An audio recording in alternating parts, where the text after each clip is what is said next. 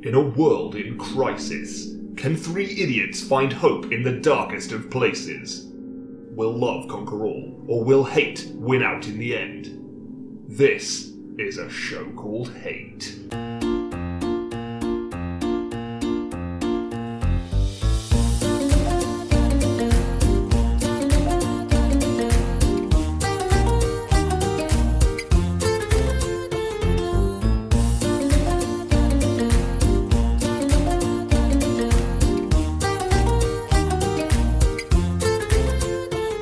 Well, hello and welcome to a show called Hate, a podcast in which we explore love, hate, and everything in between in search of greater meaning and perhaps a little perspective. I'm John. I'm Nick.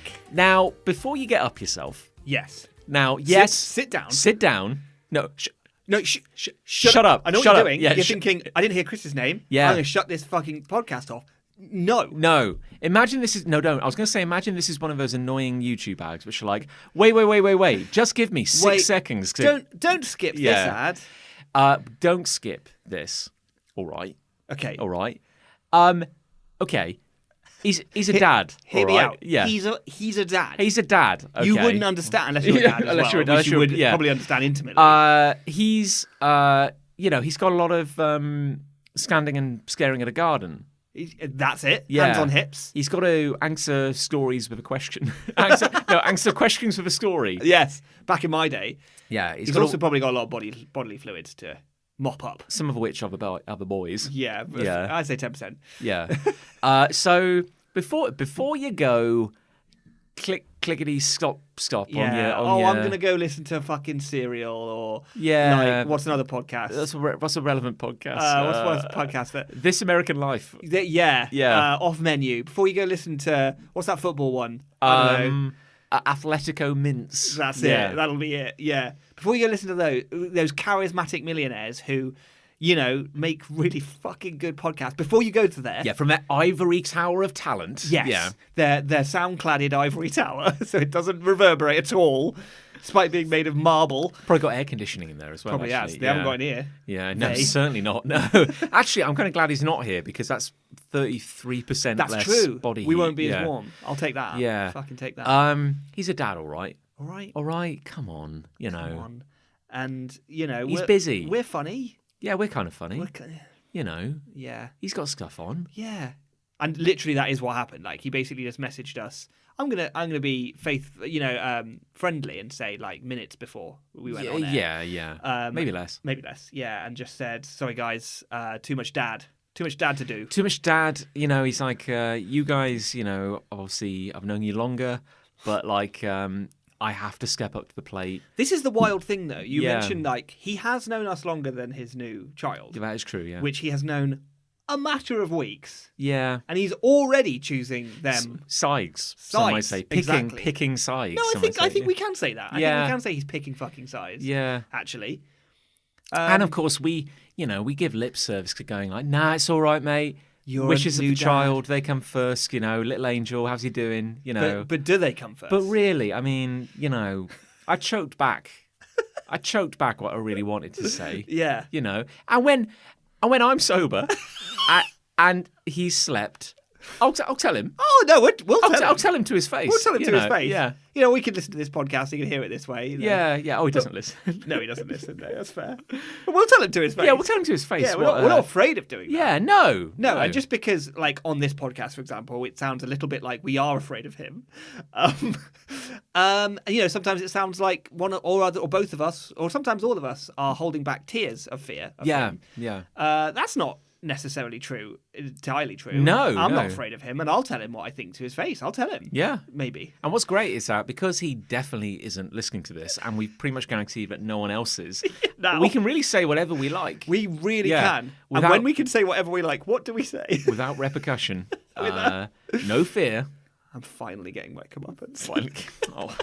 I've tasted my medicine, and it is bitter. So yeah, it's just for two of us. Yeah. But come on, guys. Come on, he's a dad. Do it for us. Yeah, listen for us. Listen for us. I know you normally listen for him. Yeah. But listen for us. Yeah. We're not getting that earthy kind of salt of the earth, dirt of the earth. I always want to say scum of the earth. Scum of the earth. Maybe he is. just that kind of rustic hospitality that you normally get from Chris Ray. You're just going to get the kind of weird arty-farty shit. Bullshit. But we'll try. Well, yeah. You know, we're doing our best, all right? Yeah. You know. And I know this sounds like a very defensive start to a podcast. It's not. But it's not. No, it's not. And I'll tell you why it's not. Dick. Because I'm not afraid of you either, listener. No, I'm not afraid of anyone. I'm not afraid of anyone. I'm not afraid of anyone. No. It's fine. Mm-hmm. I'm glad to get that out, though. Yeah, it feels good to say it like in an open and honest forum. Yeah. Particularly when no one's listening. When no one's listening. Yeah, it's good that. It's yeah, great. Yeah. I say podcast like no one's listening. Thanks, like no one's watching. It's all good. So here we are. Without Chris Ray. Yeah. It's better, actually. It is much better. Yeah.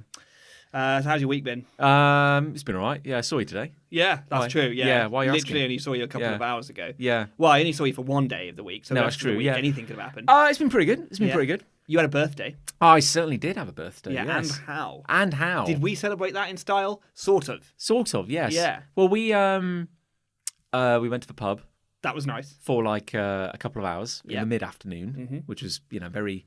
Couple of beers, couple of orange and lemonades. tore it up, yeah. Really went fucking mental. Yeah, had a few jars, went fucking mental. An orange and lemonade, do you ever refer to that as a Henry? No, but I have heard it referred to as Yeah. that. But I have a thing with like nicknames like that, where it's like, I know that if I went to the bar and I said, "Can I have a Henry, please?" they would know what I meant. But I also feel like they would detect that that was the first ever fucking time I said that. Yeah. It's like I haven't earned in myself the ability to say that, and the only way I can get there is by training to say the thing. Yeah. And I don't know how you do that without essentially kind of embarrassing yourself the first few times you say it. Because I feel like if I went up to the bar and said, "Can I have a Henry?" they'd know that I'd never said it before. Because would you even consider that? Because you get like cocktails they all have like a fancy name. Like every cocktail. That's true. It's an incredible name for everything. Yeah. But you're like, a Henry or whatever you want to call it is just Orange juice and lemonade. Like, I almost feel like it's excessive. Is that a cocktail? Oh, it's a good question. I thought that a cocktail had to have booze in it. Oh, interesting. Because otherwise, it's like if I put lemonade on Ribena to make fizzy Ribena, Yeah. that's not a cocktail. But if you just poured vodka onto orange juice, is that a cocktail? I don't know. There's a screwdriver. Yes. Isn't that a bit like an alcoholic Henry? Yes, but isn't it blackcurrant? Oh. Oh no. Oh, no. I see. I don't fucking know anything. When you were at uni, Yes, because obviously we're pretty much of the same age. we are And we grew up in almost to the day. in this haunted sepia photograph of a country. Nostalgia. When you were at university and drinking, Yes. was snake bite a thing? Yes. Yeah. Now I'm gonna guess what this is. Okay. Yeah. Is it cider Yes. with blackcurrant in it? Okay. Now this is interesting. We're getting right to the crux of the mystery. Yeah. Because for me, a snake bite was half lager, half cider. Oh yes. And I then- think that is what I thought it was. But then we'd have you could also get a snake bite black, which was that with blackcurrant in it. that's probably what. Well, But then some people just call I think what we Yeah. called a snake bite was actually half cider, half lager with blackcurrant. I think we just called yeah, that a snake bite. yeah. But I never had one because it sounds vile. It's Is it good? well, you drank a lot of things at uni that were like it's not poisonous. No. It's not that thing where like there's certain food substance or there's certain substances That aren't, food. but then- they're non-toxic. Yeah. Yeah. So it's like, kids can eat Play-Doh and, Connects and stuff like that. I think that'd kill you. And it's not going to kill you. Well, maybe Connects. Connects, yeah. It's Yeah. like shit a Ferris wheel afterwards. Yeah. I remember Dickie Big Cheeks going for that Duplo. Never coming back. God, that's a big break. Duplo's a big break. I mean, we warned him. Yeah. Yeah. You'll be shitting lunchboxes. Did you have a drink at uni? Did I have a drink? Like did you have a Oh. drink that you discovered was your drink for That's a good while? question. Because I did. And it's kind of weird, and I don't drink it anymore. It's not that weird. Oh, I think Yeah, I think... it was 2 shots of vodka and then just some lime cordial. Wow. Yeah, Kind of that's it. yeah. And it was just called, the place I went to was just called Vodka and Lime. And it was quite a short drink, obviously. And I'd have like 6 of those in a night. And this is another thing. They were like £1.50 each. Yeah, well. Which is insane now, This right? was like 2005 prices, wasn't it? Yeah, right. So it was like change. It was like pocket change to get this little limey drink that would just fuck me up after 4. Then I'd go as far as 6. I'd be fucking crazed on the dance floor. I have a great night on 6 vodka and limes, and I wouldn't have spent... Would I have spent a tenner? Maybe I've just gone over a tenner. Yeah, maybe just. Insane. Well, we've said this before. This is how we know we're old now. But Yeah. like literally the days where you could have a tenner in your pocket, Yes. and drink like a king. Because let's for be an honest, evening, like we were fucking poor at uni. Yeah, like, yeah. crazy poor. But we would go out for a night out. I'd have a tenner in my pocket, and I would be merry. Yes. Yeah, I'd be Yeah. happy. And the thing It was is, wild. the power of the vodka and lime was that I could shot it. Yeah. Just if I just need to get out, like Prodigy comes on, I need to dance to that. So glomp, let's get that down. Go take a shit on the dance floor, or sip it. Weird drink to sip, but I would. But it's like, but it's weird because I will drink. Nearly I anything. haven't had it in a long time, but like whiskey. I like Yes, you whiskey. like a whiskey. I like whiskey neat. Like I'll just drink whiskey as it comes. Yeah, And I go like, well, that's fine. That's how you drink whiskey. But that's like, fine. but like vodka. Someone said like, oh, I'm just having like a bowl of vodka. A bowl. Like I'm just sipping vodka. Yeah, I don't think I would normally, and certainly now I would be like, no. Yeah. But with the lime, I think it took the edge off and Yeah. added a new edge of lime. I don't know. But it's I don't know. It's funny, isn't it? There's nothing wrong with that. No. Like in the same way that I think if you're just drink whiskey neat, not an issue. Yeah. Vodka neat. I think what's weird about it is that you might drink vodka neat, or you might drink vodka with lemonade, or vodka with Coke or something. Yeah. And then you might add lime. But like to just skip the sort of middle, to skip the body of the drink, Yeah. and to just have the shot and the chaser is kind of weird. It's kind of odd that like that pub offered that as a standard drink. Yeah, if that makes 'cause sense. This was it. I didn't create this. This was something Yeah. they offered, and I discovered it and Yeah. loved it. But I couldn't order it anywhere else because people would be like, "Oh, what do you want? Vodka lemonade with lime?" And I'd be like, "No, I just want vodka." Yeah, because normally if you go out to like a British pub and say I want something with lime, it's tonic water or like it's a Yes. long drink. It'll be a long drink. Yeah, That's with what a they think splash it of- is. Yeah. No one thinks you want 2 shots of vodka with lime cordial. And no in one it. ever has. You only get that lime cordial behind bars. I know. Like I've never And it's seen like it. Yeah. tart as fuck. Yeah. Like it's like really citrusy, like acid. I used to It's like fucking great. if I wasn't drinking and I was in a pub, I'd have like lime soda. Lime soda, Yeah. classic, yeah. But like if they ever put like ever so slightly too much like lime cordial in, that's great. You're having a good great. time. But it used to make me cough. Oh, I go like, "Ugh." It's like something about it. Like it would just go right to the back of my throat. that's interesting. Yeah. Yeah. It's weird. Yeah. Funny old time to be alive. What are the rules for like naming like cocktails like properly? Because I swear I looked up a cocktail the other day, like a famous one like you've heard of, like it's a Salisbury Sling or something like that. Yeah, yeah, that's one. Or like an old fashioned. Yeah, and I go to look it up, and you'll just go like, so like I can't name, gun to my head, I can't name many. No. Like there's what's that one which is like rum, lime, mint. Oh, It's a really famous tropical kind of refreshing. it's not a pina colada, is it? I think that's No, it's the fuck. Someone's screaming into their podcast They machine. really now. are. You know that.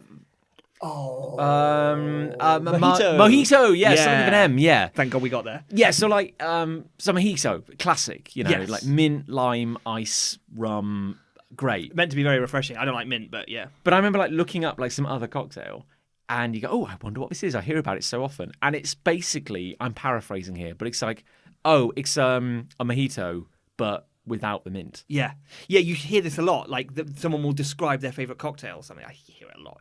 I've heard it before, and they'll say it, and there'll be some made up sentence like a grumpy bastard, and like, oh cool, what's that? Oh, it's literally a pina colada but with a knob of butter in it. I'm like, oh, okay, you can't just do that. You can't just do that.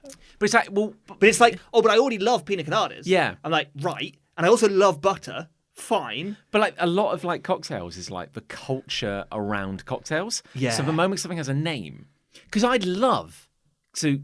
It's not going to happen. Come up with your own. No, no, it's probably not going to happen either. That would be cool though. Yeah. I'd love to have like an Art Deco bar where you can go in and just go like, I'll have a I'll have a regularly visited hole, Yes. a well-frequented hole. A well-frequented hole. I'll have one of those, please. Yeah. And yeah. they'll just know. This is it. Like, because Yeah. I've never ordered a cocktail. Like, I don't really know any cocktails. Yeah. Barely knew a mojito, as is demonstrated earlier. But I have never gone into a place that doesn't outwardly, obviously offer a cocktail and ask the poor bartender to make one for me. Yes. I think there are some people, sadly, in this world who would do that. And I'm calling you out, listener, if you're that kind of person. If you would go into just a shitty Weatherspoons and go up to that poor, 18-year-old, barely out of school, acne-covered poor boy who's just doing this Saturday job, and you go, hey, I want an old-fashioned, but I want it Winchester style, straight up with a twist, off the rocks, dickhead. And when he says, you call me a dickhead, you said, no, that's part of the name. The name finishes with dickhead. Yeah, it's all of that, yeah. Dickhead. Yeah, chop. It's like, oh, you're telling me to rush? No, that's the end of the name of the cocktail. You shit. You insulting me? Yes. Where's my drink? I haven't started yet. Yeah. Like, that. I feel like that's really mean. It's kind of like, as people say, I think by people I mean those people. Those people. Say that, like, the measure of a good restaurant is how well they can cook an omelette. Oh, I see. Right, okay. Yeah. Even if they're like, hey, we do steaks. Nothing else. Nah, this is bullshit. Ordering stuff not on the menu. They say in principle, in any restaurant you should go, no. No, I know better. I'd like an omelette, please. Yes. And they're like, but I'm sorry, sir, that's not on a... No. I'd like an omelette. Wink. Why are you winking, sir? Why are you winking? It's part of the name. Yeah. Yeah, so presumably... It's the same thing. It's like you can march into any chain pub in the country and say, I would like an omelette and a fox-shaped shadow, please. Yeah, oh, that's good. Yeah, that was good. That's a good one. I drink that, probably. Yeah. And then this poor fucko has to Google it and find out what's in it. And then, it's got 80% ouzo, from Greece. And it's just like, sorry, sir, we don't have any ouzo. We do have some toilet duck, though. You'll barely taste the difference. Let's be honest. I had ouzo once, and good God, I wanted to die. Hello, I'd like a Goku's prolapse, please. Oh no, I can just imagine what that looks like. And it's got they put all manner of alcohol in it in a cocktail glass, and then they just get a beef tomato, and they just punch it, and then just put it in the top.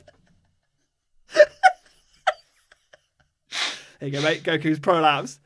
I don't want it. It's like a clear, slightly green drink with a bit of froth on the top and just red pulp. Just a pulp tomato in the top. Honestly, Goku's prolapse is such a good name for a cocktail, to the point that I don't think I want to drink it.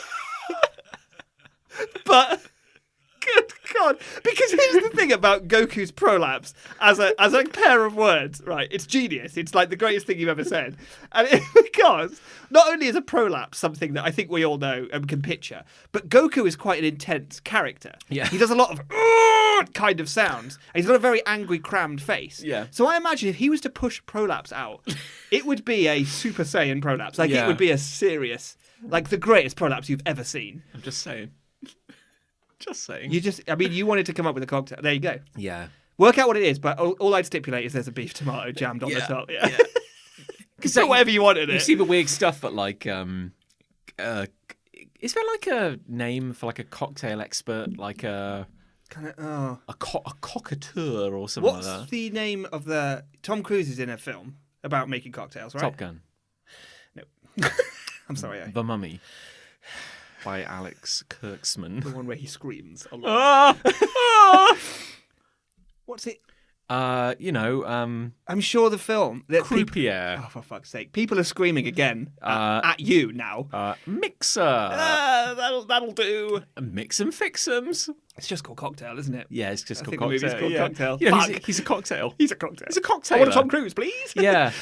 You get those people who I'm sure they have a name. Yeah. Mixologist? Yes, maybe. Yes. I'll take that. Yeah. Sandwich artist? Because a croupier is like a dealer of cards. Gambling thing. Gambling thing, yeah. Yeah. So a mixologist. Sure. Yeah. What if you went into like, I don't know. What if you went? What if you went into like just, Oh, I think I know where this is going. plank with 2 nails in it above the door, kind of, Yeah. regular, down to earth, down home. Real scum of the earth. Yeah. Pub. Yeah. He said, "Hello, I'd like a pint of lager, please." And then, like a mixologist, they're going, "Yes, of course, sir," coming right up. Coming and right this guy up. like juggling a pint glass on their elbow. And they'd be like, "I am quite looking at your watch. I am quite I thirsty. am quite thirsty, though. Yeah. Yeah. No, this is all part of the show, sir. No, and he's like, "What?" He's like, What do you think of this? Yeah. Smash. Oh, I'll start again. No, it's fine. It's fine. No, I'll just go to bed without any drink, I guess. I remember when I was in Indonesia. Oh, you've been to I think Indonesia? I've probably told this story before. Yeah. After like 4 weeks on an island, being attacked by like monitor lizards and snakes and They're the ones with TVs for heads, right? yeah, Yeah. yeah, That was a yeah. good joke. We're always just watching little clipboards. Oh, no.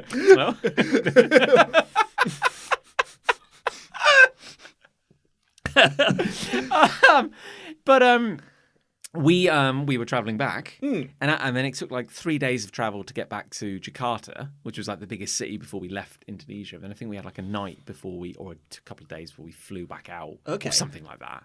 But we went to a nightclub, Ooh. yeah, which was really random because like I wouldn't have wanted to go to it. yeah, I was young, and also like everyone else was doing it. I guess, and you're on the other yeah. side of the planet. And What can you do? What can you do? Really? Yeah, I probably would have gone. But we went to this club, and it was really weird because it was on like a dirt kind of street with like kind of like an open sewer. So there was like a lot of like That's nice. people living in kind of like poverty. Oh, really? And then just like this nightclub. That's weird. And we went in, and like it was really like Disco pumping. banging, Techno rhythms. I always remember like as soon as I came in, and this was like 2005, 6 kind of thing, there was like I guess an Indonesian band playing, and they were playing Do You Wanna by Franz Ferdinand. Oh. And I was like, well, John's enjoying this. Yeah, This is random. that's one Yeah. for John. But we had cocktails, Okay. and anyway, the evening ended with me getting so drunk I could barely stand. Oh, To wow. the point where I You went didn't hard. think I'd drunk that much. Like I just kind of like, That's maybe slightly worrying. yeah, just kind of like really went off. Yeah. Anyway, the point is, I got back to my hotel and I threw up while reading Revelations because there was a Bible in the room. I threw up a lot. Kind of appropriate. Yeah. Like it was the end of your world. It was the end of the world. I felt a lot better afterwards, and I now have an intimate understanding of Revelations. Yeah. Yeah. You hate God though. He knows what he did. He knows what he did. Anyway, point is, I remember sitting on the bar, naked. Yeah. Coyote Ugly style. Everyone's like, Squatting over a pint glass. Goku's prolapse is born. I'm Goku. This is weird entertainment. Entertainment? He doesn't work here. Slide a fiver over to him. But where was I? Yeah. You were leaning on the and bar. And the bar was made of like metal. Oh. And it had this is all coming back to me now, like a suppressed memory. Yeah, this is It had good. like a gutter built into, it was a square bar don't in like the middle this. of the dance floor. Oh. And at one point, Was there a person in the middle? yeah, there were people in the middle, like multi-peeps. serving drinks and stuff. Yeah, quite cool. And at some point in the evening, because me, Tom, and Pete, Yes. hope he's okay. Haven't seen him in like 15 years. Oh, no. We're like just like leaning on the bar, like sitting and drinking, having our drinks and everything. And then they filled the gutter with alcohol. Like, you just go, what the fuck's happening? You just pick up your drink because they're walking around with bottles upended, just kind of like pouring alcohol into this gutter. Right. And then someone set fire to it. I thought you were going to say you just scoop and have a. No, it wasn't. Thankfully, no, it wasn't quite that deep. But like a shallow gutter. Oh, quite shallow gutter. Yeah, right, but then okay. it just. I mean, it's suddenly just like a wall Now of it's flame. just a wall this of is just coming open back to me flame. now. Yeah, That's insane. Yeah. That would never happen. A, here, and B, now. I don't think. Also, it's like there's a lot. You could drink that alcohol. Yeah. Yeah, I wonder what it was. maybe it was for cooking alcohol. Oh, let's hope so. Yeah. Yeah. But anyway, the point is, I remember there was one of the bartenders who was wearing like a waistcoat and I think had like a green mohawk. Nice. It was very like cyberpunky. Oh, cool. Was doing like some mixologist shit with like a bottle of spirit or something, and he fucked up, and he kind of caught the stem, but then like the bottle just sheared in half, like down the middle. Whoa. So we ended up holding like the neck, Like a stabber. yeah, like a stabber, but there was like some liquid still in it, kind of Whoa. like just Kind of like a goblet. yeah, kind of like a goblet, yeah, but like just shards of glass and like liquid. And I remember like I had the wherewithal to just kind of, I was just watching him, and he was like clearly like, oh, I fucked up. What do I do? I've got like all this. I saved some spirit. It's full of glass, but I just like I don't know, just like tipped it into a jug. I was like, I guess we'll sort that out later. I was like, hope you didn't serve that to anyone. Yeah, right. It's full of micro bits of glass or Yeah, whatever. maybe that's why I got so drunk. Maybe because of all the glass cutting you open on Yeah. the inside. And then, because you remember hearing this myth about Goldschlager? The reason you get so drunk on Goldschlager is because all the bits of gold that are floating in it cut you open. Yes. Like micro lacerations. And then the alcohol gets into your bloodstream quicker. And I was like, Yeah. I don't think that's how biology, physics, or chemistry work, actually. Also, like, I get that gold is non-toxic, but like, doesn't necessarily mean it's sharp, though. no, I was going to say that because like, Yeah. if you really just want something to lacerate your guts, maybe like, I don't know. Drink a load of razor blades. Yeah, have do like that. one sprig of barbed wire in every bowl. Oh, a little sprig. Like that tequila that's got maggots in it. Oh. Does it actually? Yeah. There's a tequila that's got a worm in it, right? Yeah. Yeah, and it's like if the worm's dead. I'm thinking about the same difference kind of thing. I Yeah. think. Yeah. That's fucking weird. Yeah. Does it taste of worm? I assume they put the worm in. Yeah, they have to, right? Yeah, like it didn't just arrive there. But like with the organically, food yeah. standards, the way things are now, how do you get away with a dead worm in a drink? I mean, it's pretty. Do you sterilize it? It's probably the alcohol probably sterilizes it quite a bit. I guess that's probably true. Actually, you can put Maybe you anything get in like a alcohol. special dispensation. Because if you tried to invent that now, Yeah, no one would go That's for so it, true. yeah. But it's got traditional protection or something. Yeah. Yeah. it's like, and I think we have talked about this before. That one town in north With a toe in Canada, it? you do the toe. You kiss the toe while.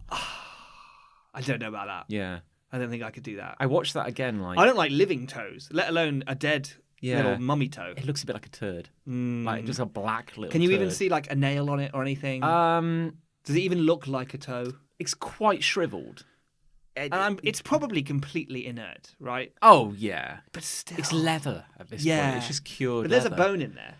Yeah, you don't chew it though. No, I guess you don't chew You just it. kiss it, I don't want to do that. and you have covered it in alcohol at that point. So Yeah, I still don't want to do it does it. look a bit like a turd. I would actually, I think, be less weirded out if it looked like a toe.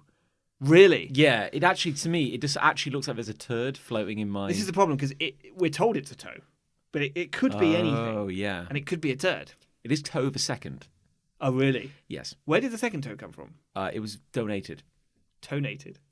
I didn't say that. Sorry, that was a typo.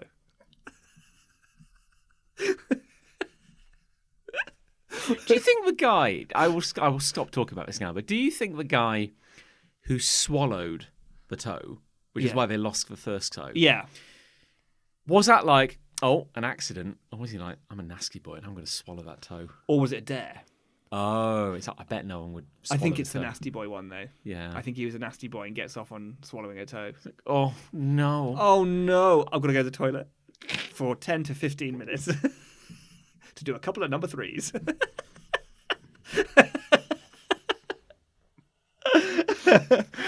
You got hate. I do actually. Oh, yeah, there we go. That's what this Hey, is. yeah. Yay. So I don't do anything anymore with my life, and so all of my hates are TikTok. Sure. Yeah. But my excuse is that TikTok is my window to the world. Yes. Right? And just because I've seen something through a TikTok doesn't make it any less real that it's happening out there in the world. So listeners, fuck off. Back off about this. Yeah. I know you're going to come at me. You always come at me. They've never come at me in the history of any No, time. please come at me. I'm so lonely. Please, I just want some attention. But like, yes, Nick's always fucking getting hates on TikTok. I get it. Okay, it's my window to the world. Yeah. It's my window. To And the you're world. my canary down the mine. Exactly. Yeah. So by that virtue, we're all living vicariously through someone, right? That's quite good. That's quite profound, right? Yes. So there's this guy on put that on TikTok, TikTok. whose whole fucking gimmick is that he wants to prove Okay. that witches Okay. aren't real, right? So women who practice Wiccan witchcraft, modern women practicing witchcraft, his whole vibe is it's not real, mate. It's not real. And so he takes great pleasure in challenging female witches, Wiccans or whatever online to hex him or curse him just to prove that none of these things actually work. And I'm like, okay, like I don't necessarily believe in witches and hexes and curses, right? I don't necessarily believe in that, but they do. Right, and also let's just let a little bit of magic live in the world, right? Like, chill the fuck out, my guy. Like, Yeah. it's fine. We like, yeah, maybe magic isn't real, maybe it is, but don't fucking pursue your entire like influencer career with just trying to slam and ruin shit. Like, I don't get it. Like, just chill out. There's bigger fights to fight here. What are the witches doing? What have they done?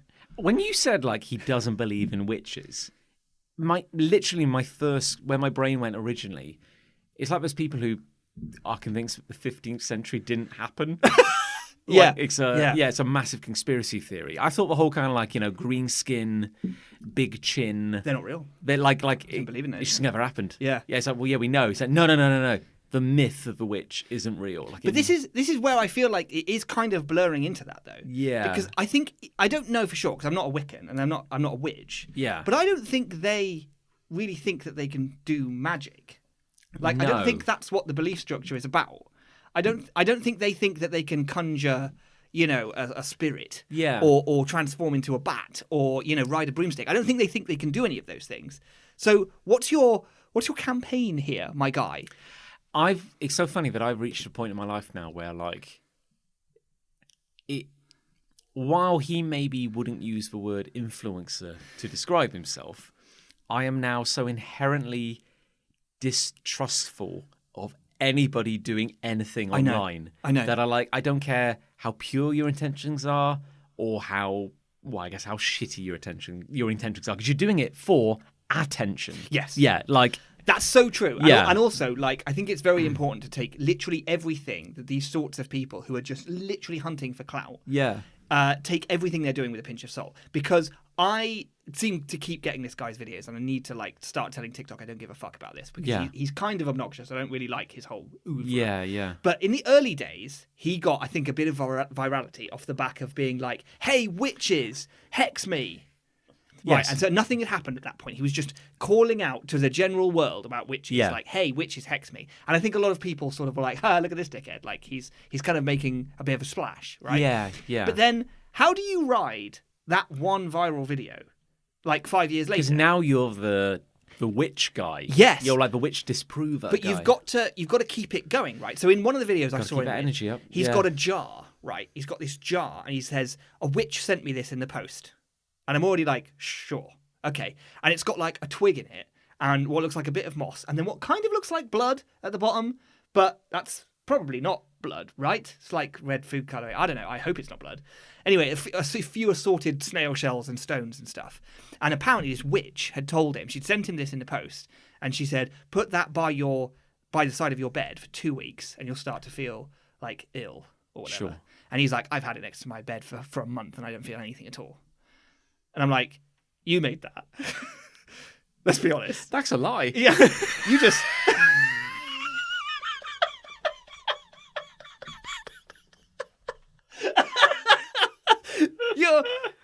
You're lying, sir. Like, that's bullshit, isn't it? It's so funny that like you can say anything online. Yeah. You can say anything. And you can't verify anything. But even I believed it for a second. Yeah. I was like, oh, why did she do that? Why did she... Yeah. Oh, wait. Yeah. Oh, wait. But sometimes, and I feel this, like, to get into the supernatural for a moment, this might be like a bizarre seventh sense that humans have. I think we can generally tell when something is so far beyond being a lie, it's just bullshit. Yeah. I mean, you just go like, this is a lie.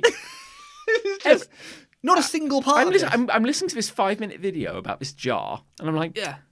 this is a lie. This jar is supposed to be a hex curse based on a sort of 12th century concept or whatever. And it's like, either that's also a lie, or you read about that and you made one yourself, and then you're claiming that all these witches are coming for you, and I don't believe they are. Yeah. I don't. But your greater campaign is to just, what did witches do to you? Yeah. My guy.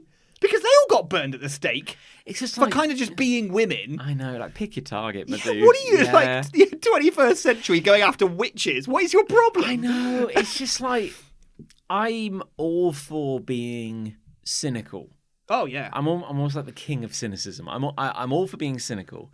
And, like, historically, there have been many, many instances where an organized belief system has caused problems, being 100%. used for trouble. However, again, it's also just like picking your battles. And like, the Wiccans, my dude, were they really like coming for you? Yeah.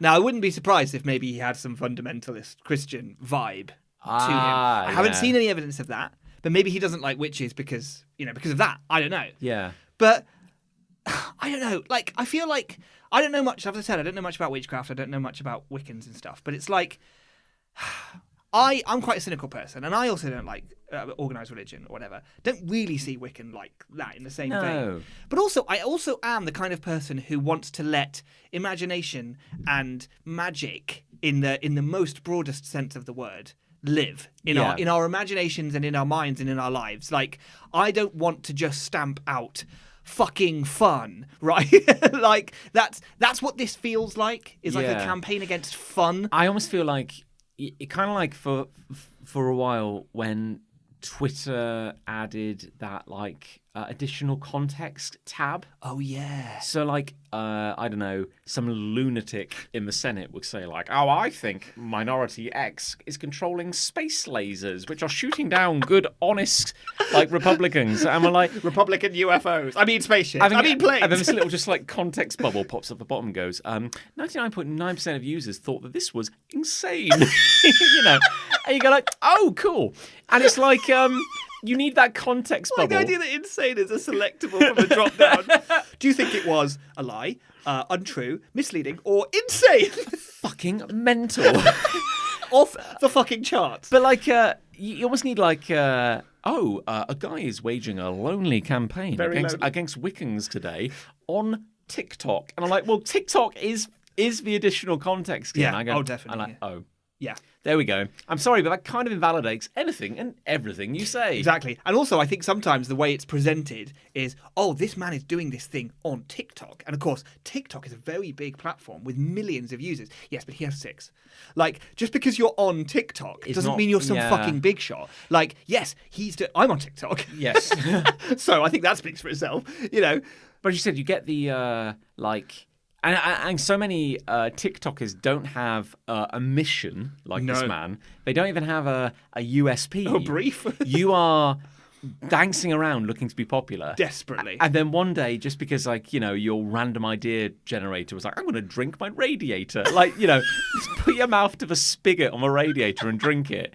And you got 4 billion And you views. get 4 billion likes. And now you have a radiator guy. You're a radiator boy. And you are desperately scraping the bottom of your radiator to try and find what the next 7 videos are today. You've got to replicate it. You've got to keep it going. How? So you're always just drinking radiators. Today, guys, thanks for tuning in to Radiator Guy.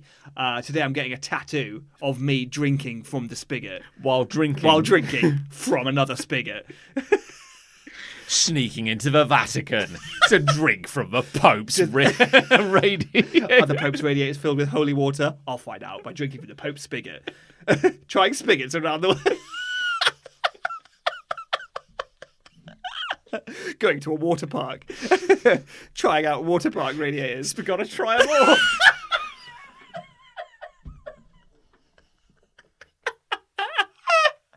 Spigotta, try them all. Oh my god.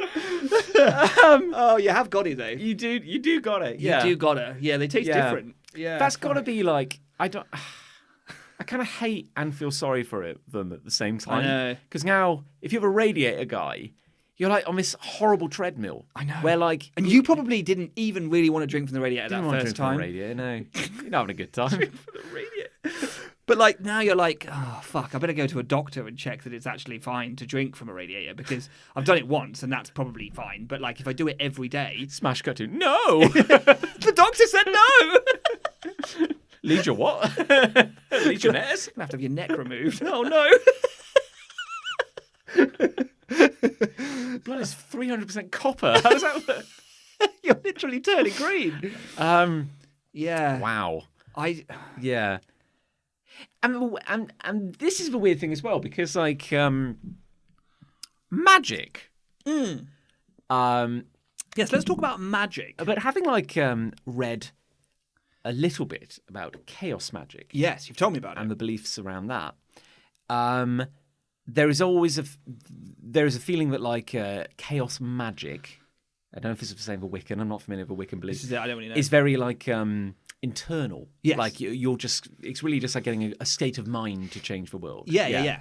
And I can get behind that. Yeah. And I also can get behind it in a way where it doesn't feel like an excuse for why you can't throw fireballs from your hand. Like, genuinely, if you can change your state of mind Yeah. and affect the way you affect the world, Yeah. it kind of can feel like magic. Yes. I think. And I think this one guy who was like, he's a self-proclaimed chaos magician, Yeah. but was like, if chaos magic or magic was nothing more than the art of engineering coincidences, I'm sure like any magician would consider that like a good day's work. Yeah. So given that magic, heavy air quotes, might be nothing more than engineering coincidences, Yes. I'd be very wary of being the dude who's like, I don't believe in Wiccan. And so to prove my point, I'm now writing a legal statement, a legally binding statement here, that nothing bad will ever happen to me That is again. so true. Because here's the thing. Yeah. He's not trying out one hex. No. He's taking, apparently, multiple hexes, curses, Yeah. voodoos, whatever. Come at me. Come at me. And at some point, he's going to trip over and he's going to graze his knee. Yes. Yeah. And then he's going to go, well, shit. Yeah. I did get hexed today. This as I is did every day. This is the danger, isn't it? Because just because he doesn't believe it, obviously, but a lot of people he's arguing with do. Yeah. So, like, if he's being very smug, but then, as you say, steps out of his house tomorrow, gets hit by a car and breaks his leg, he's going to be like, hey, guys, I just broke my leg. It's nothing big. It's nothing to do with the hexes. But everyone who thinks differently is going to go like, it's totally a hex. Yes. So whatever he was trying to achieve. And it will... Oh, my God, this is so brilliant because it will immediately undo... He could have been proving hexes wrong for years. Yes. And then the instant he falls over and breaks his leg because of being hit by a car, all of that is undone. Yes. And the people who believe will just go, those other hexes weren't real, and this one was. Yes. And instantly, we'll never know who hexed him. We'll never know which witch it was. Well, but whichever witch it was, they have now proved that hexes work. Yes. In their eyes. And their eyes is all that matter. I'm sure like somebody who understands logical fallacies better than we do could give you a name for this. But like when you're... I think we've hit on something here. And I cannot wait for this to happen. Because it will. Yeah, because when you're... Because that's life. Yeah. Things happen. Bad shit happens. That are beyond your control. And he's What if he has a week where he has 3 headaches? Yes. It's like, hang on. And he's got to keep putting videos out. Got to keep putting videos out, my guy. So when it's that or drink from the radiator. When he's like, when he's grazed his knee or burnt his lips on the spigot, turn it down, Jeff. Still got to do that video. Everyone's going to go like, what's wrong with your lips? Sounds unrelated. It's unrelated. Is that a hex? No. It's a hex bolt.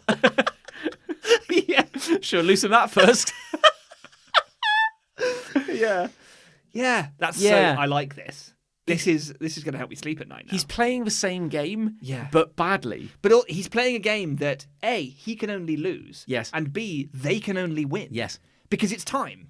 And if he gives up, he gives up. Yeah. And if he doesn't give up, something will happen. Yeah. Either way, he loses. Yeah. By creating an environment where even coincidence can prove him wrong, and coincidence can happen whether or not he's playing the game or not, he has created only a lose state for himself. Congratulations, my dude. You have checkmated yourself on every level. Potentially the most checkmated you could do to anyone could do to themselves. He has created an environment in which the only state is loss. Yes. That's fucking brilliant. Bravo, my dude. Bravo. Fifth dimensional chess there. Played yourself. Astounding. And game. Well, What? that's kind of become a love now. This is the greatest end to a hate I've ever had. What do? Subscribe. Wait, do you subscribe on TikTok? Follow. You follow? Yeah. Yeah, well, that's worth. But yes. That's worth a follow. Yes. I don't follow him. He just shows up. Yeah. I wish he'd fuck off. That's the and drink algorithm. from the radiator. Yeah. Maybe it's a hex. Maybe it is. Yeah. I'm hexed by him. There's a radiator in this room. I keep looking at it, actually. I'm trying to work out which part I drink from. Yeah. Because it would have to be a lower part, wouldn't it? That's for ratings, isn't it? Just, Yeah, it's an old radio. You need that special key. I reckon it would have quite a coppery taste. I don't think it'd be good. Ooh. Yeah, a lot of standing water. Oh, that's true. It wouldn't be good. How long's that been there? Is it full of Legionnaires? God willing. That's the I way mean, that is probably, yeah. that's where the flavour lies, right? Yeah. Bit of copper and Legionnaires. Because doesn't Legionnaires come from when water constantly changes temperature? Still water changes temperature. Oh, yeah. Which probably. surely then, a radiator is like the worst thing to drink. Yeah. And I guess, that's fine. Oh, it's not good. But it's better in a radiator, which is like a closed system. Yeah, than, maybe the bacteria can't get in. But it's like, it's always bad in air conditioning, isn't it? Where Yes. Legionnaires goes to town. Oh, so maybe it could get in then, because the air conditioning is a closed system as well. Yeah, but it also air's moving in and out. That is true. Yeah. So it's not a closed system. No, it's kind of like the It's opposite. what you might call of the it. opposite. of a closed system. It's really just a tube with a hole at each end. It really yeah. is. Yeah. Yeah. Okay, well, if we're like trapped in the rubble of a building, What, and desperate for likes? desperate for desperate for water, I was going to say. What up is for Gerda, boys? Desperate for life. Hey guys, another day trapped in the rubble. moved another teaspoon of dirt today. Yeah, if you could like and subscribe, that would just be fucking hot. Anyway, you're going to try and drink from Spigot today to alleviate that damn thirst. Woo! Tag the emergency services in. Whoa! Yeah, I could call them. I've got plenty of signal, but instead I'm going to post a few TikToks. And I don't know if you could share this with ER. I don't know. Like, that'd be great. Hey guys, thanks for joining us. It's Spigotta, boys. Way. Way. And today we're doing the teaspoon of dirt challenge. You just like, oh, and I'd like to nominate the fire brigade, the Coast Guard, the Literally police, anyone. literally anyone. Help! Help, please, help! Get your lot of comments. Gone live. Get your lot of comments here saying, why don't you call the emergency services? Fuck off. Why don't you share this video with them? Dickhead. Anyway, don't forget to got a Patreon. Don't forget to check that out. Yeah, set that up while I was down here as well. Oh, I'm running out of battery. Oh, well, it's good night for me. It's been great. Oh my god. Oh, God bless him. I've got a hate. Good. It's kind of related. in Oh, a way. interesting. I was going to say, I hate fictional depictions of social media and influencers Oh, yes. They rarely get this right. because they are bad enough in real life. Yeah. And yet I have never seen a screenplay or frankly anything that has accurately depicted how the internet works in any way. They always make up their own platform, Yeah. which always fucking does my head in because I'm pretty sure you could just say Facebook. I think it's fine. Yeah. Why you have to come up with my face? I know. Yeah, my face. something. Yeah, or Grungle. Yeah. Oh, you're on Grungle. Oh, Yeah. yeah. Post my picture on Grungle. It's always like off. there's always a it's who's writing movie? That's what I don't understand. Is it like every screenwriter is their average age is like 56 or something? Yes. Like they're writing about stuff They don't that their understand. nephews and nieces are talking about. And it sounds like gobbledygook to them because Yeah. they never entered the world, so they Yeah. don't understand the terminology. So they just like, oh well, I'll just say some words then. Yeah. Like Yazoo. So you want Yazoo? But what's like let's have a setting for a movie, like anything that's not set in the past, like I can't think of any settings. literally anything. Literally any, science fiction setting. Space station. A space station. Okay. What's the tourists are trapped on a space station while Yeah. something's coming. The space elevator that took them up their brakes. Yeah, great. Right. Yeah. So of course, and you go like, okay, we've got a popular. Who's this tourist group going to be? It's Yes. like, Oh, I see. yeah. You've got the dad who's kind of rugged in a way that makes you Yes. think, he's the protagonist. It's played by Gerard Butler. That's weird. Yeah. My dad doesn't look like Gerard Butler. Anyway. And then you get like, possibly like divorced single mom. Yes. Who's kind of attractive and is like maybe not looking to love again, but God damn it, Gerard Butler's going to impress us so God much. damn it. Yeah. Look, it's Gerard Butler. And then there'll be like, I don't know, elderly man who really wants to help. He's got gumption. Maybe he's like an army veteran. But he gonna die. But he's old and he's going to die. He gonna sacrifice himself. He's going to sacrifice himself. Yeah. You can bet your bottom dollar I'll be sacrificing myself before this episode's out. Well, he done that space elevator done burn up faster than a corn cob attempting re-entry. You know? Sure. What, you're right. You having a stroke? I'm dying. I got a space bend. Where are you from? That's also not a thing, sir. Where are you from? Newcastle. So what's wrong? Then you've got the moody teenager. I was going to say like, influencer. Oh, you know. yes. Well, both, to be Yeah. fair. Moody teenage influencer. And it's always like, that bit, they'll step out of the space elevator and they'll go, and there'll be that thing where they're talking into their camera. They're live. Their phone. And they'll do the overlay. They'll do like... Yes, we'll see this made-up HUD. And it's never right. No. They just can't get it right. He goes, what up, fam? It's your boy, Lizzie Dream 772. Yeah. And Oh, you she'll know. have a name for her fans as well. Like she'll like if she's Lizzie Dream, it'll be like the Dream Team. Hey Dream Team. Hey Dream Team. It's me, Lizzie Dream. We're up on Space Station. Is that Gerard Butler? Oh my Zorbs. That's so outrage. Lol. Yeah, then there's like emoticons just firing off in the corners. But they're all weird. But like they're all, they're not- cabbage and you know, 2 chairs. you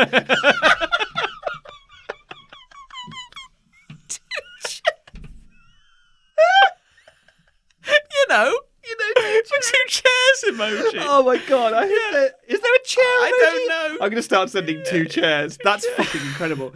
Yeah, exactly. Yeah. And they're just like they're smileys, but they're like blue. They're not yellow. It's just like, what is this? Why did you wholesale make everything new? And there'll be that bit where it's like, oh my god, the electrical storm that knocked out the space elevator, it's coming around again. We'll have to turn off every electrical device for 30 seconds. Yes. We've done it, Captain Gerard Butler. But there's one more piece of there's one more electrical device and it's still on. Who's using their If it device stays on, at it will this attract hour? the storm towards the space station. Smash cut to what up, Hey, Dream fam? Team! Hey, Dream Team. Yeah, so today I found a radiator. You know, going for it. Found a space radiator. I wonder what the water tastes like here. And then it'll be like, what are you doing? Like, you've got to It's switch. me, Gerard Butler. Gerard Butler. What are you doing? I know. Going off the rails. You got to.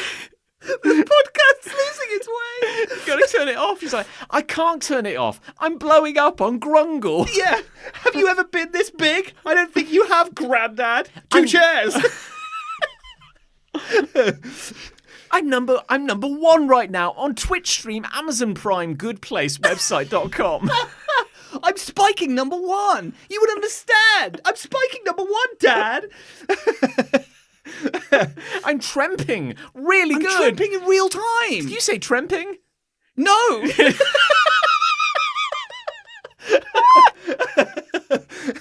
Did you? Yeah. Yeah, and then of course she's the one that causes the fucking storm to hit, and Yeah. all hell breaks loose, and the stakes go up a little bit in the movie. Yeah, and someone has to do a spacewalk to Yeah. reconnect the And power it's, cable. it's probably old man Teddy. It's probably all or my, whatever. but we haven't got a helmet, so he just does it I without. can hold my breath. Yeah. I got it in now. I'll do it again. I held my breath through the great tornado of 75 and 76.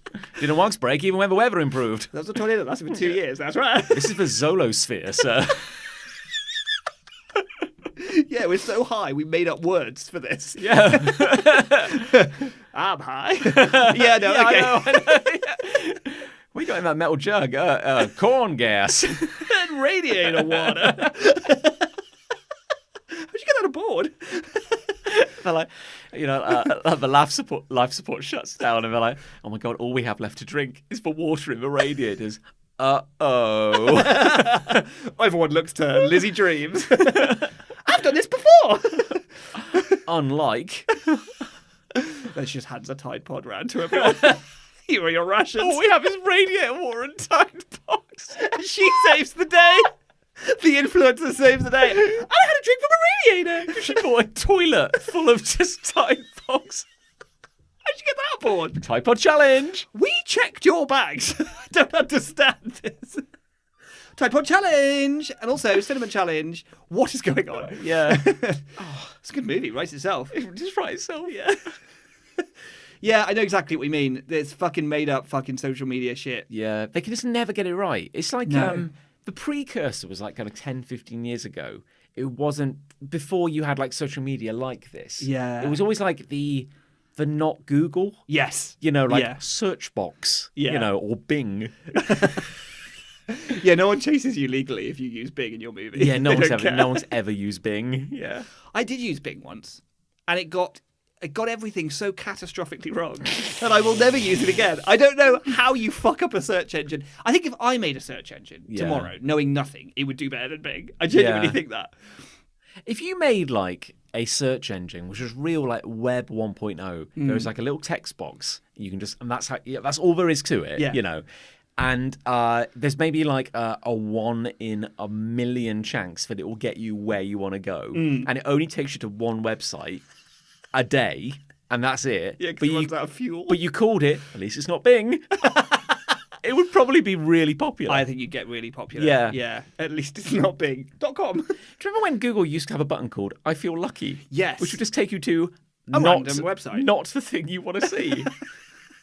Yeah. Never really, feeling lucky would suggest I was going where I wanted to go by Yeah. chance. Never really achieved that. Yeah. It's so funny how our tastes have changed. Like back then it was like, oh, I'm going to browse the internet, the World Wide Web, the information superhighway. Yes. I wonder what I'll find. The internet's such a fun place. I'm going to Google insulin. He goes, are you feeling lucky? I am. Dupe. You are running out of insulin. The Cincinnati Public Library. Well, that's not going to help. And now it's like, no, please. I desperately need to go where I know exactly what I need, Yeah. and I actually don't want to spend any time here with you. Please, Bing. The internet was such a novelty playground at the Yeah. beginning, wasn't it? It was like, ooh, it's all pictures and fart sounds and GeoCities. What Ooh. company made... Sorry, I'm still focusing on Bing now, because Microsoft's like ghastly, godless abomination is Edge. That's their browser, though. Yes. Bing. Oh, sorry, Bing was a search engine, wasn't I it? feel like that's Microsoft as well. Oh, they really fucked the pooch. Yeah. Is it? Is it? I don't know now. No, Bing. Bing. Who searches on Why Bing? do you call it Bing? I mean, why did they call it Google, to be fair? Yeah. Dogpile's the best name for a search engine. Do you remember Dogpile? Is that real? Yeah. For a while, you know when there was that small period where people were like using other search engines? Yeah, yeah. And there was like Lycos and Ask Jeeves. Yes, yeah. There was one called Dogpile. And it was like the little icon was a dog with its head in the ground as though it's just dug a hole. And then there was a pile of dirt behind it as though that was the Right. pile. And it's like made a pile of stuff it's been searching through. Yeah. You're going to look through the dog pile. Dog pile. Dog pile. Did sound a little bit like another word for a dog's shit. Yeah, like we searched the internet and we found a dog pile Yeah, of we found shit. a load of shit. Yeah.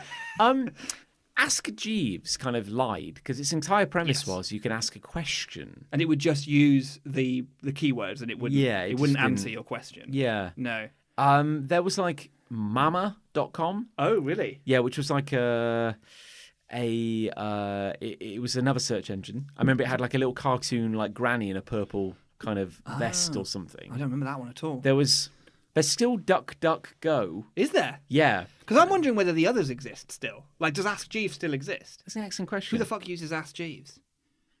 DuckDuckGo, I think, has their whole gimmick, and I don't know how true this is that they don't track your search history. Okay. So if you want to search for like, Radiator War, like on the Chinese dark web, Yeah. you can, that's where you go. Go DuckDuckGo on the dark web. How do I get to the dark web where all the cool kids are hanging I out? want to go. Maybe there's Dark Google, I guess. Yeah. You switch to dark mode Dougal. on Google. Dougal. Yeah, Dougal, That's yeah. what it is. Yeah, how do you get to the dark web? And also, what's it like? Is it cool? Have you ever kissed a woman? What's it like? Can I hang out?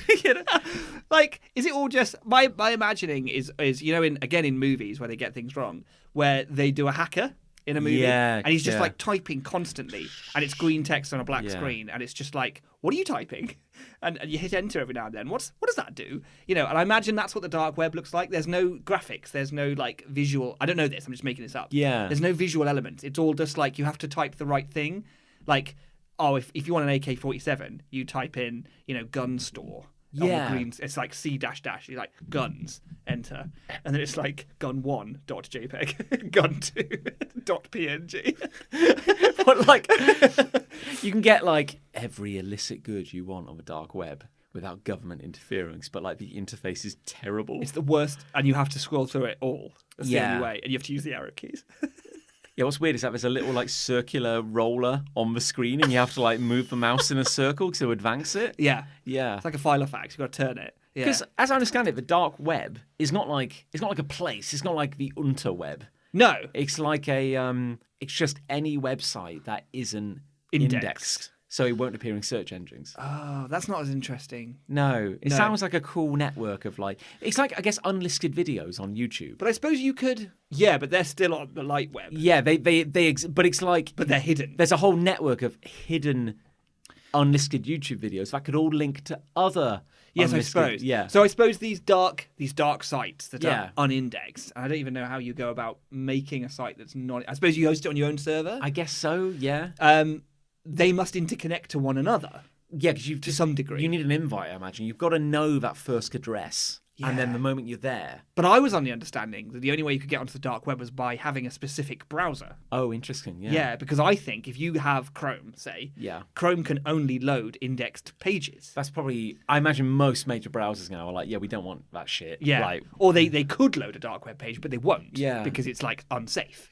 And you might get a virus or whatever. yeah. So if you want to view dark web pages, I imagine you have to have a sort of illicit browser. You probably need a burner computer down in like a lead box in your basement that like, is completely isolated. There's one big breaker on the wall that'll just... Oh no! McAfee, he's here! I thought you were dead. Surprise, bitches. Just drives through your house on a yacht with 2 guns in each hand. Surprise! He's just got coke all over his face. Jeez Louise. A man who is truly living his best life. He is dead now, isn't He is dead, yes. Yeah, he is dead now, yeah. Well, God willing. We'll never know. The coke keeps him alive. The footage of that in that documentary where he is living on his boat and in a coke-fueled rage... He's like paranoid. ...believes that there is a man in the floor. Oh my God. And they start ripping up the floor while everyone is carrying a loaded gun. Jesus Christ. It's terrifying. Like, someone's getting shot. This is the guy who ostensibly created a product to protect our computers. Yes. And he is terrified of a fictional man in the ground. Yes. Swimming through the concrete. Cocaine's a hell of a drug. Oh, man, wild. What a ride he had right to the end. What if, like, Link's head just popped out of the ground using the ascend ability from Tears of the Kingdom? Oh, it goes back down again. No. No, wrong place. No, bad. Don't like. I did a whoops. Oh, brilliant. Christ alive. I miss like Alabama Space Dad. Yeah. I don't know where accents come from. Maybe that's... yeah, who knows? It's like Kentucky or... It sounds a bit like... the accent we were doing. Yeah, it sounds a bit like KFC man, doesn't he? So that would be Kentucky. I guess. Is that state? Yeah, why not? Yeah, sure. Yeah. Cool. It's delicious. That's where the herbs and spices come from. It's a state of mind. Flavour country. You got a love. I have got a love, yes. It's it's quite I don't know if it's a wholesome one, but it's a genuine one. Okay. I love character design. I love designing characters. And I've been doing a lot of that this week.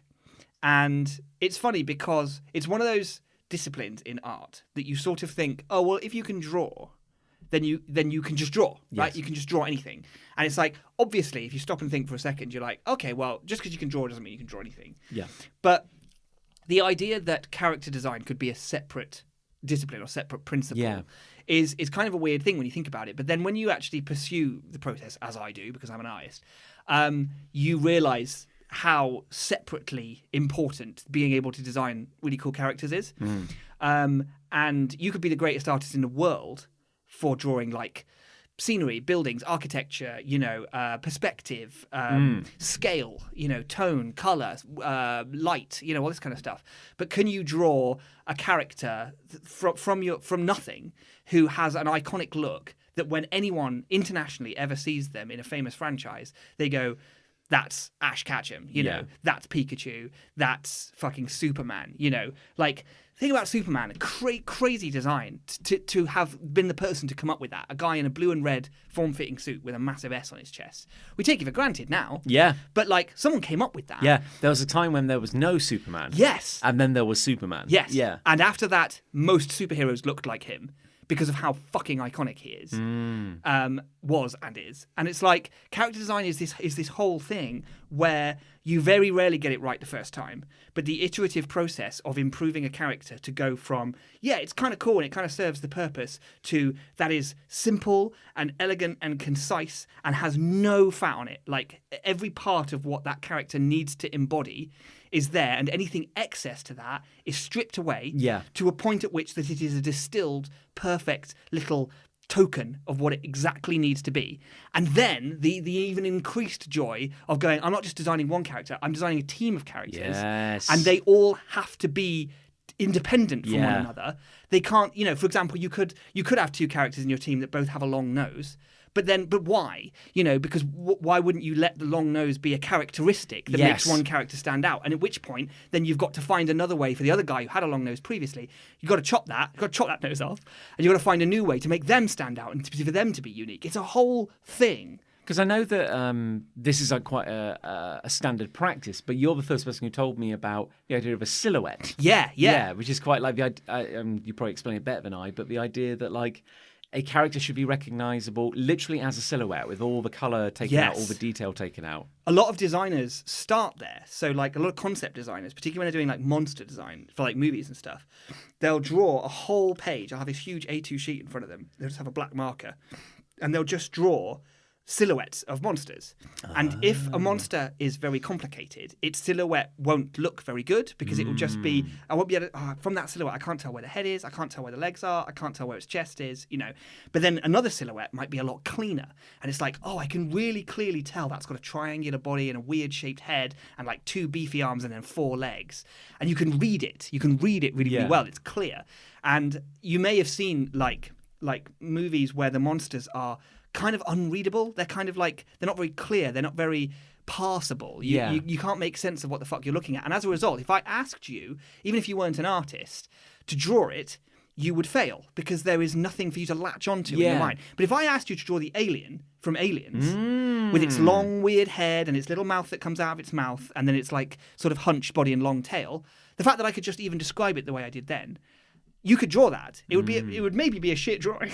No offense. Hey now. But I'd be able to tell it was the alien. Yes. It's like that's the sign of a good design. And I can imagine that the silhouette of the alien was probably quite unique. And particularly the alien is a really good example because you think about how often that image has been replicated. I was going to say like on lunchboxes and stuff, but like kids' lunchboxes. It's very like it's like an 80s icon now, and so like you can infer it and you just get it. Yeah. Because I think if you did like a kind of Salvador Dali-esque just kind of pen outline of the head and put that on a T-shirt, people would get it. Yeah. They would. They absolutely would. You could almost abstractify it. It would still work, which is really interesting. So interesting, yeah. But the silhouette, the idea of the silhouette, but it goes beyond just being like a black literal silhouette.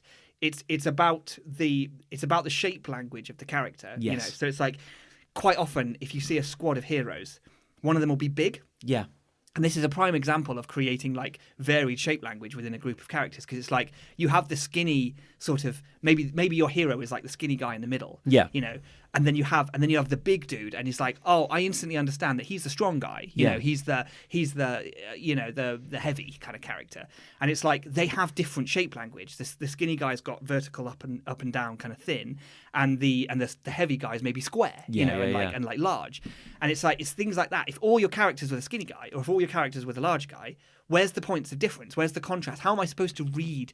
Before I've even heard them talk, before the story's even begun, how am I supposed to know what these characters represent, what they're going to do? There's such a magic to that, I think. Because I think when I was younger, I had this idea that like there were really only 2 body types with humans: man and woman. Like that was. I think a lot of comic artists still think like that. It was so basic, yeah. Yeah. And particularly like if you were drawing like Superman or Batman, yes, it's essentially the same mannequin but just with a different costume. Just differently. Yeah, and then it was like, it's mind-blowing to think like there are actually, the revelation when you get a little older and a little wiser and you realise that like there are so many different ways you can draw a human being and then still read. And still be a human being. I know. And the wild ways that you see some like cartoon characters characterize. You think about Dexter's Laboratory, right? Yeah. Which is, they're messing with the human form wildly in that. Dexter himself is this little compressed homunculus. And then Dee Dee, his sister, is this long, impossibly like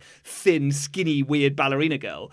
And those two are meant to be brother and fucking sister. It's just insane. And then mum and dad in Dexter's Lab are like almost completely different designs as well. But you read them instantly. They step onto screen. You immediately know who you're looking at. It's genius. I mean, Genndy Tartakovsky is the guy who did Dexter's Lab, is a genius when it comes to character design. You look at Samurai Jack. It's just incredible.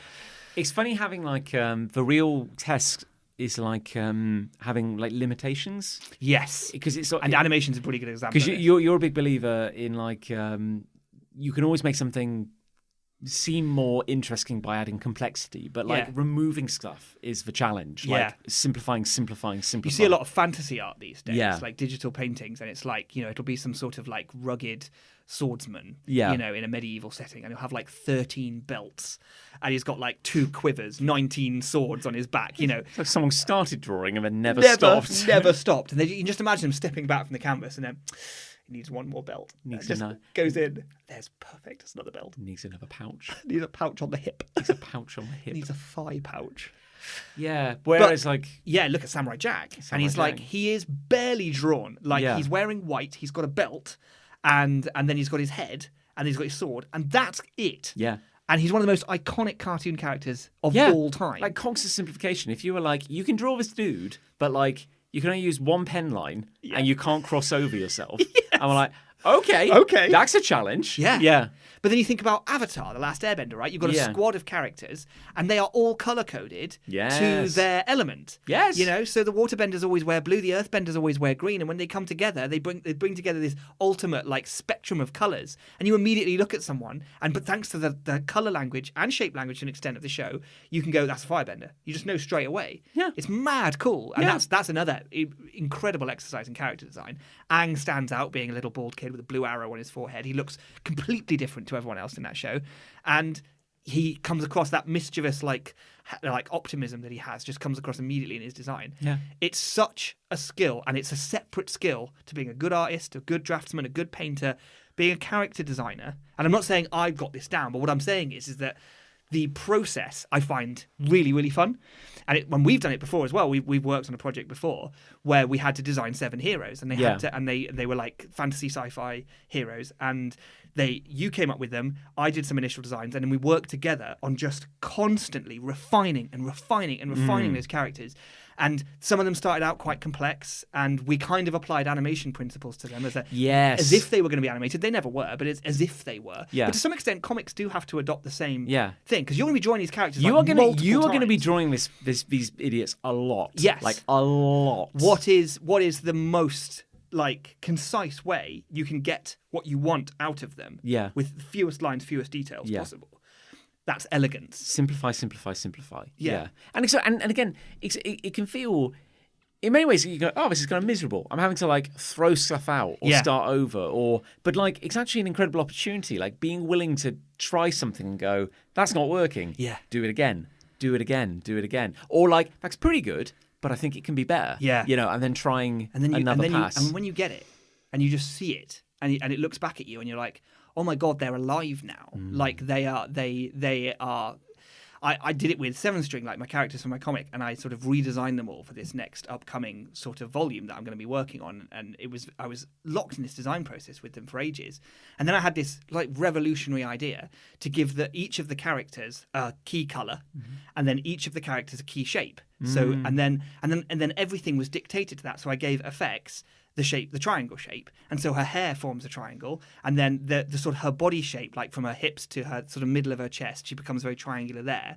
And it's like when you decide that her shape language is triangles, then it just dictates everything about her design, and then you dictate another one having, say, square or a different shape, and it locks down, and then now they're drawn by the same pen, but they look like different people, and it's just it's such a powerful way to like give them independent identity.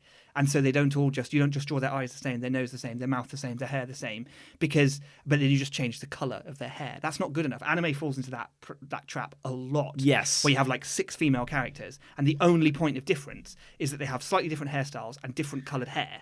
But their faces and eyes and nose and mouth are identical. Yeah, kind of like across the board. Lego people. You're just kind You of just clicking different hairstyles. In my opinion, that's bad character design. They haven't even bothered. They've designed one character, and badly in that respect, Yeah. and then just recolored it and reskinned it. It's like Ken and Ryu from Street Fighter. Like that's not 2 separate characters. And Dan from Street Fighter as well. Yeah, exactly. He was another one, yeah. It's just another colorway. Yeah. Like, you can't keep doing this. To some extent, Mario and Luigi, until they gave Luigi his own identity. But like, Yeah. He's got different shape language to Mario. Mario's like squatting round, and Luigi's tall and long. Yes. He's and nervous, but pushes the head. Yes. Yeah. Yeah, slightly nervous and anxious about everything, whereas Mario's courageous and optimistic. Yeah. I like it. And I've been working on it, and I've been doing it this week, and it's been coming together really nicely. And I'm nearly at a point where I think I'm done with this little squad of characters that I've been drawing, and I'm happy with them. And it's a fun process. It's very fulfilling. Happy days. Yeah. Well, I think my love is relatively wholesome Oh, as well. I guess I could just name the products, but I think it's more along. I love just having a really nice, big, good game to sink my teeth into. Now, it was my birthday at the weekend. a big, good video game. A big, good video game. And, like, I'm not very good at relaxing. No, This has always been neither. a problem. And I'm like, even when I'm playing a game, I start to feel guilty, you know. And as I've gotten older, I've tried to keep the gaming alive, Yeah. you know.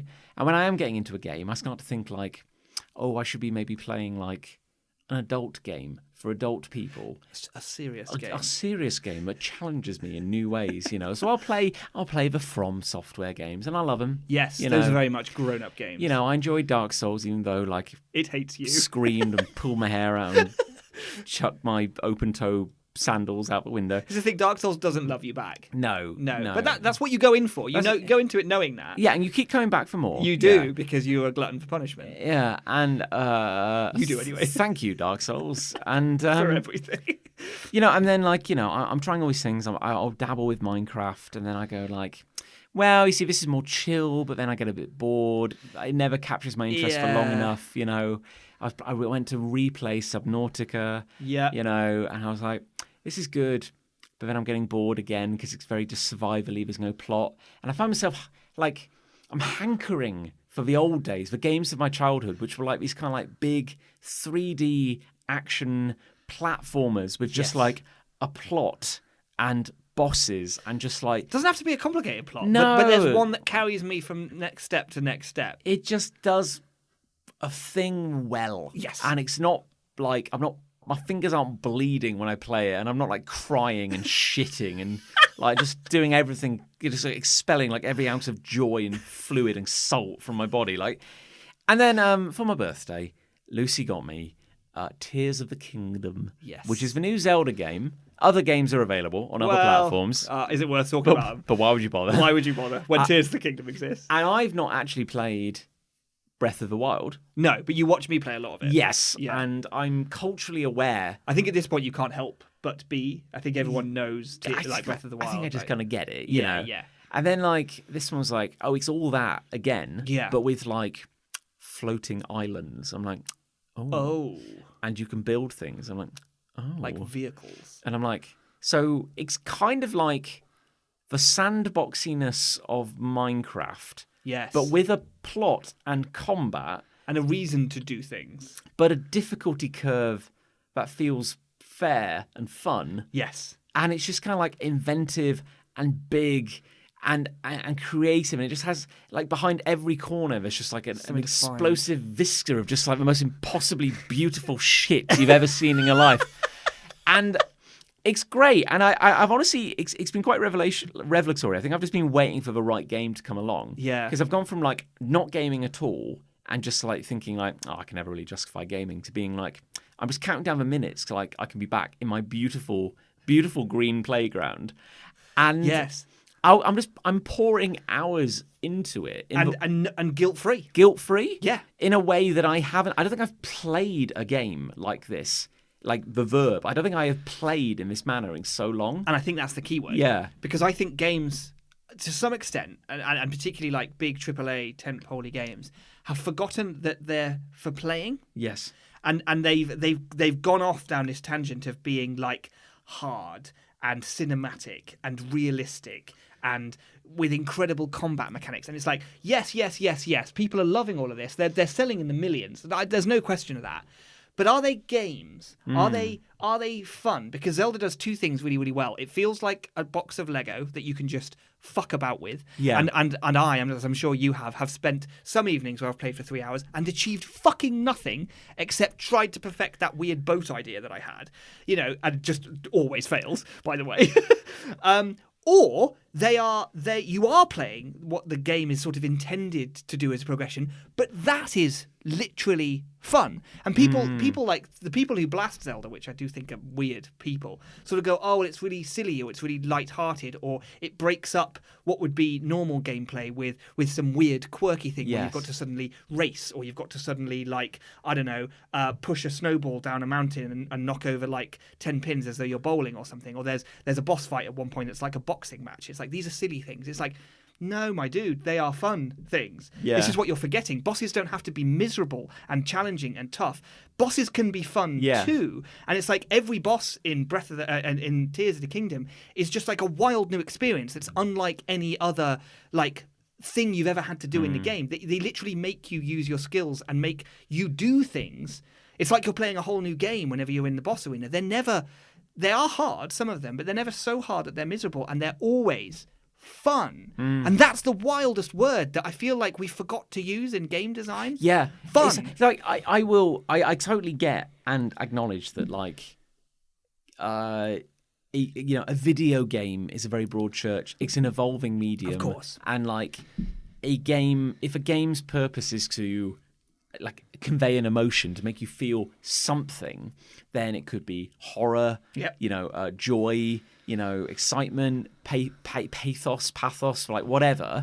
But like at the same time, it's really rare now to have a game that is actually just fun. Yeah. That is actually just unashamedly trying to be fun. Yeah. And it's like, I think when something comes along that is just all it is trying to be is entertaining, and it's doing it well, I'm like, I think that should be applauded, because when I pick up this magic little game, the guilt finally goes away. Yeah. And like, I just want to kiss each of those middle-aged Japanese businessmen who made this possible, with their own inscrutable decisions and how they run their company. But I know. I just want to say thank you. You get it. Thank you, Nintendo-san. That's all I want to say. I know. I completely agree. And I'm so glad you feel as vehemently about it as I do, because there's actually been a few episodes where I've thought, do I bring Tears of the Kingdom as my love? And something else always came along, and I thought that, but I have been enjoying it on this exact same level as you, and I loved Breath of the Wild. But I would almost say at this point, if someone hadn't played the two games and wanted to get into them now, I'd almost say, don't play Breath of the Wild, because that entire world is in Tears of the Kingdom. Yes. That ground floor, as it were, of Hyrule is present to every tree and every hill and every pixel is there. And yes, it's a different game, and the story's different, and the things that at each point are slightly different. But really, everyone knows Breath of the Wild. Tears of the Kingdom is just a magnitude better. And Breath of the Wild was one of my favourite games of all time when I played it. And I honestly don't know how you improve on that, but they did. And it has everything in it that the other one had. So I'd almost be like, just jump straight onto the greatest game, maybe the greatest game ever made. I don't know. Like, that's a bold thing to say. It's just... But, it's definitely up there if it's not. I know. I just, it's just so astonishingly good. I know we're just basically just shilling for Nintendo at this point. But I know. I don't fucking care. But it's really good, and they should be commended for it. And it's just so nice to have something fun. I've always loved Zelda. Zelda's always been my favourite video game series, and I know you and I bond over Link's Awakening, one of the greatest games. That was my awakening to how good video games can be. And Zelda has always been this pursuit of adventure, discovery, and I think fun at every fucking turn. But what I love most is that we're aging with the franchise. We are almost the exact same age as Zelda. That's true. Zelda came out the year that we were born. Oh wow. We are the Zelda generation to a T, basically. And it has never veered away from what we love about it. It could so easily have gone in any number of directions that some of the other video game franchises have gone. And yet, not only has it never lost sight of its core principles, but it's also expanded upon them in a way that I would never have expected them to. And every time you think it couldn't be possible. They can't reinvent the wheel again. And then they do and still be true to themselves. I know. It's just, Yeah. It's a dream. I know Nintendo are often they're just doing their own thing. Very much are. Yeah. People say there's a console war on, but they are not aware of it. No, they're just quietly winning it. Yeah. Microsoft who? Well, good for them. Sure. No, I'm sure Halo, is it? I'm sure Halo's really cool. I'm sure they'd play it and go, and we sat down with the heads of Nintendo and we showed them our Halo game, and they were very polite about it. They were very polite about it. Yeah. Oh, bravo. Well done. Yeah. Yeah. Anyhow, what do we think won? Love or hate? Well, Chris Ray isn't here. It's probably yeah. love, because I feel we had two really good loves, and also a half love as well. Yes, because that hate turned into a love. Yeah. We put a hex on it. We did. Yeah, that's good. I think it's 2.5 loves. 2.5 loves. Yeah. Whereas previously we were 2.5 men.